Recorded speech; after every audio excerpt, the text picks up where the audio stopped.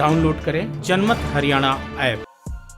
सोनीपत जिले की बरौदा विधानसभा सीट जो कि एक प्योर ग्रामीण विधानसभा क्षेत्र है, जिसे हार्डकोर जाट सीट भी कहा जाता है, जो किसी वक्त इनेलो का गढ़ हुआ करती थी। पिछले 3 विधानसभा चुनावों से पूर्व सीएम भूपेंद्र सिंह हुड्डा का गढ़ है। यहाँ अगले 6 महीने के अंदर उपचुनाव हो सकता है, क्योंकि कुछ दिन पहले ही यहाँ के विधायक श्री कृष्ण हुड्डा का निधन हुआ था। ऐसे में अगर स्थितियां सामान्य रहती हैं तो अक्टूबर या नवंबर तक इस सीट पर उपचुनाव हो सकता है। उपचुनाव के लिए राजनीतिक दलों के उम्मीदवारों के चयन को लेकर कई तरह के कयास लगाए जा रहे हैं।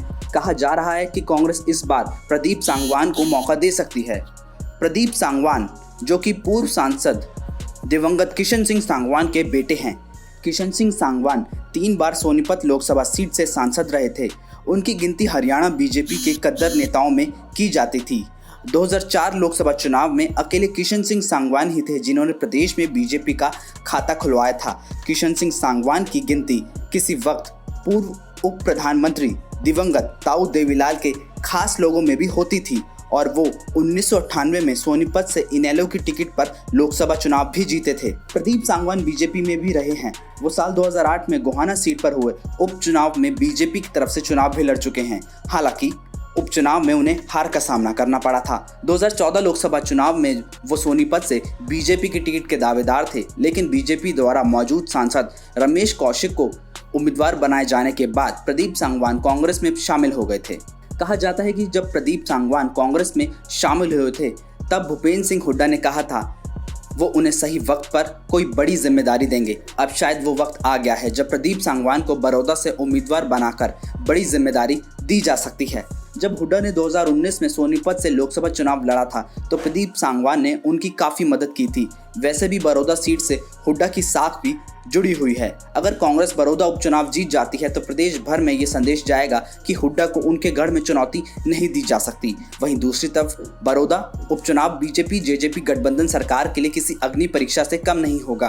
बीजेपी जेजेपी मिलकर पहली बार किसी चुनाव में उतरेंगे।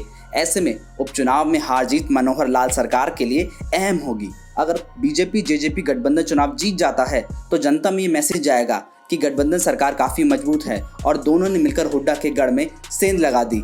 अगर गठबंधन हार जाता है तो ये कहा जाएगा बीजेपी और जेजेपी मिलकर भी हुड्डा को उसके गढ़ में चुनौती नहीं दे पा रहे हैं।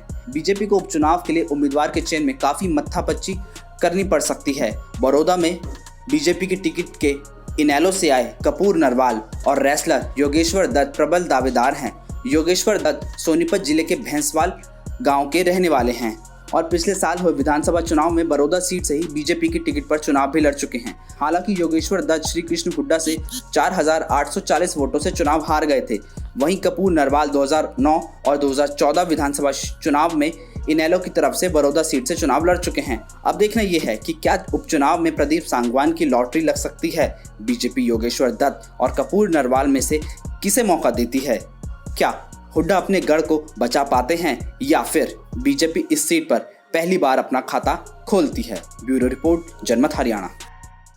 राजनीति के आगे, राजनीति के पीछे, हर हलचल को जानने के लिए हमारे YouTube चैनल जनमत हरियाणा को लाइक करें, सब्सक्राइब करें और अपडेट रहने के लिए बेल आइकन दबाना ना भूलें।